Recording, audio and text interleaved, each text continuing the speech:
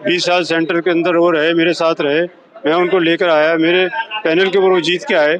आज उनका दिमाग जो है वो शायद फिर गया, या उनके जहन ख़राब कर दिए गए, या उनको क्या है किसी तरह का लालच आ गया कि अल्लाह ताला उनको अक़ल सलीम दे, ताकि वो इन तमाम चीज़ों को ध्यान में रखें कि वो क्या कर रहे हैं। कौम की अमानत है, कौम की अमानत यकीन करना है कि 75 साल की उम्र के अंदर भी कोई आदमी लड़ सकता है, नहीं लड़ सकता है, या उसकी उम्र की कैद जो है वो हमेशा रहेगी। ये है बस फैसला करने वाली बात है, और कुछ क्या आपको मालूम है जो पिछले 1 साल से सिलसिला चल रहा है, सेंटर को जो है वो स्टेक पे लगा दिया गया है।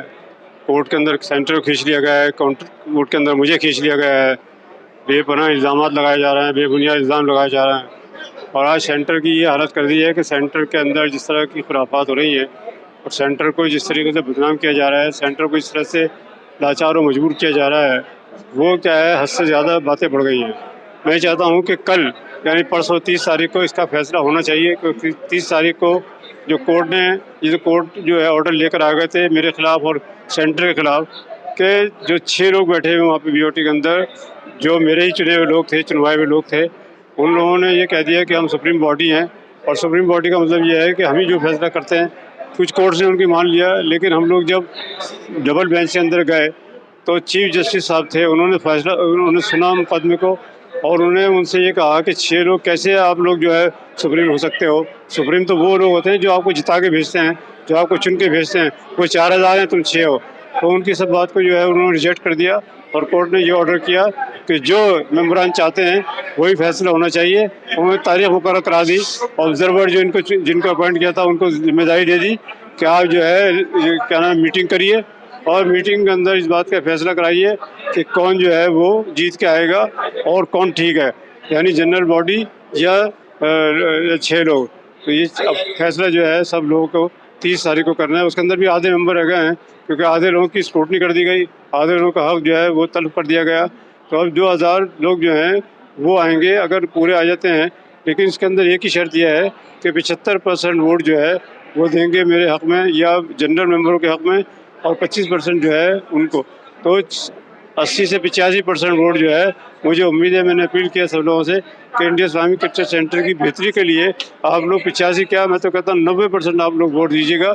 सब लोगों को लेकर आइए, अपने साथियों को लेकर आइए, जो मेंबर उनको ले, और ये कोई मुश्किल नहीं है, क्योंकि जिन लोगों को मोहब्बत है इंडिया इस्लामिक कल्चर सेंटर से, और जिन लोगों ने अपना कंट्रीब्यूशन दिया है, अपनी मोहब्बत निछावर की है, अपना वक्त दिया है, वो ज़रूर इसके अंदर हाज़िरी पेश होंगे, और इंशाल्लाह मुझे उम्मीद है कि वो इसको अटेंड करेंगे, और फैसला जो है वो बहुत सोच समझ के करेंगे। और फैसला एक ही करना है कि 75 साल की उम्र के अंदर भी कोई आदमी लड़ सकता है, नहीं लड़ सकता है, या उसकी उम्र की कैद जो है वो हमेशा रहेगी।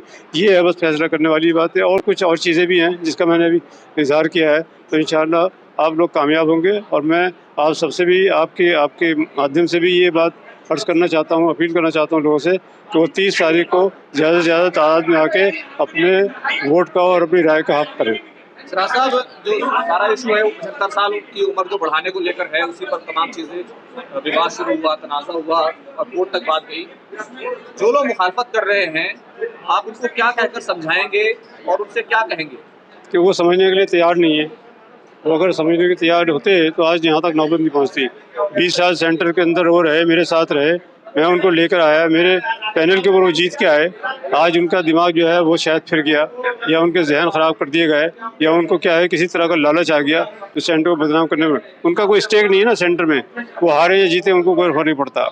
लेकिन मुझे बहुत बड़ा फ़र्क ये पड़ेगा अगर सेंटर इस हाथ मेरे हाथ से निकल गया और दूसरों के हाथ में चला गया। मुझे सेंटर से नहीं लगाव है, मुझे कौम से लगाव है, इससे प्यार है, मोहब्बत है। मैं चाहता हूँ ये कौम की अमानत है, मैं इसको अमानत की तरह ही समझूंगा और अमानत की तरह इसको चलाता जो रहूँगा। आम लोग भी मुखालफत कर रहे हैं, समझ नहीं पा रहे हैं कि वो समझेंगे, अल्लाह ताला उनका उनको मामला जो है, उनसे क्या कहेंगे आप? उनको अल्लाह ताला अक़ल दे। मैं तो यही कहूँ अल्लाह ताला उनको अक़ल सलीम दे, ताकि वो इन तमाम चीज़ों को ध्यान में रखें कि वो क्या कर रहे हैं। कौम की अमानत है, कौम की अमानत को बर्बाद ना करें, कौम की अमानत को अमानत समझ के चलें, और अपनी अना को छोड़ें, अपनी ज़िद को छोड़ें, और इससे उनको खुद ही सबूतोश होना चाहिए।